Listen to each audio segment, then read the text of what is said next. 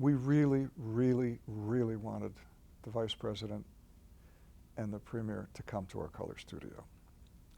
And Mr. McClellan, head of the whole exhibition, said, I'll see what I can do. Mike Gargiulo said, we got to be ready for them. Now, we have to light the studio in a way that they can't walk out of the light. So he put a long table at one end, at one of the glass ends, and then lit the area in front and put 2 microphones there. His thinking was, if they come in and walk over there, they can't walk out of the light. And they're going to be far enough away from the back glass wall so that the light won't bounce off of it if he lit that. Sure enough, the vice president and the premier come in with some of the US aides, John Daly of CBS, Voroshilov, the president, and Mikoyan. And they standing, and Mike had said to me, you know, if we can get them to stay there a couple of minutes, maybe they'll just sort of say something. So they come and they're standing there, and I think you can see it on the tape that was made, but I think Khrushchev either shields his eyes from the light or something, or he says to Voroshilov, take off your hat so they can see your eyes.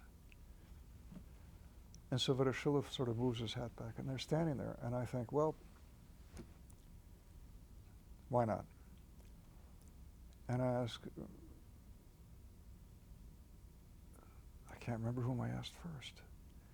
I asked the vice president, Mr. Vice President, having seen, and they had seen some of the exhibition, do you feel that this is going to show the Russian people who we are and what we are? And then the premier, I said, Mr. Premier, having seen some of it, do you feel that this is going to give the Russian people an impression of who we are, both? One answer, another answer. No. And then I asked another question about that. And then Premier Khrushchev said, you know, our engineers are good.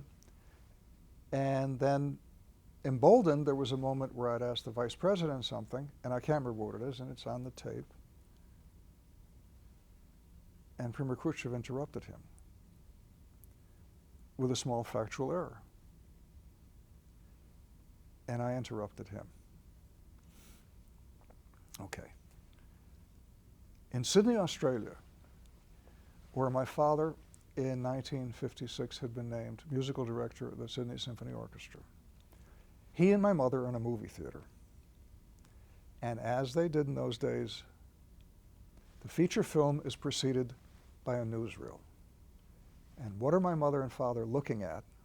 Certainly not at that moment that it happened, you know, a week or so later, is me standing there, Nixon answering, Khrushchev interrupting, and me interrupting Khrushchev. And my mother in the Sydney theater said, oh my God, my son just interrupted Khrushchev.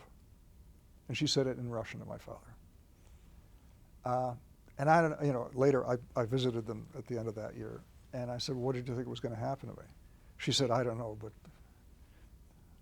my father said, I was very proud.